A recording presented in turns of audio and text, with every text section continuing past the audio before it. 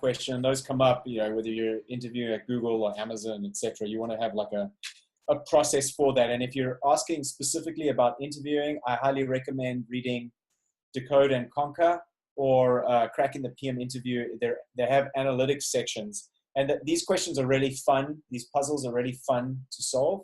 But the standard approach to tackling a analytical type question, like how many people are leaving the LA airport every day, is to clarify the question. Do you mean, are they leaving by aeroplane or cars or bus? Like what, you clarify that question that person's asking you, right? So that you're answering the question that they're actually answering. Then figure out generally what your, either then write down your assumptions or figure out your equation, right? So your assumptions might be, well, you know, how many people in the population, how many people live in LA, how many people land in LA. You might want to just go through and draw the assumptions that you think you might need to make an equation. Make your equation and then start figuring out how you plug the pieces of your equation in. And in interviews that ask these analytical questions, not all companies do it, but those that do, it's good to have like an interview, like a data cheat sheet in a way.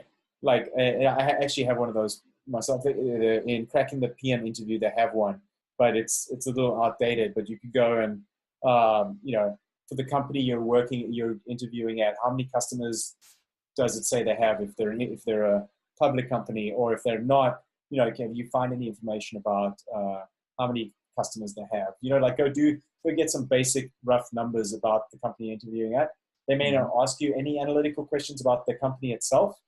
They may ask you the general, you know, like how many golf balls does it take to fit in a 747, or you know, how many policemen do you think there are in the US? You can effectively come up with they're not testing you for the answer.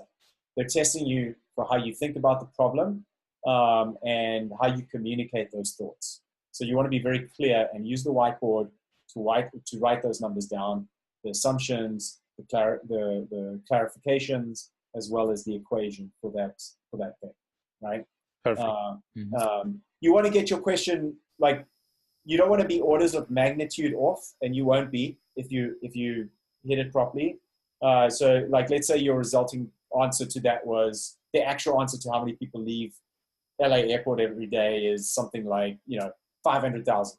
You don't want your answer to be, you know, 100 million, but if it's 1.5 million, that's not orders of magnitude different, right? If it's 300,000 or, you know, whatever, like 2 million even, that's not orders of magnitude different. So you want to just throw random numbers out there, and you want to double check your calculations as you make them.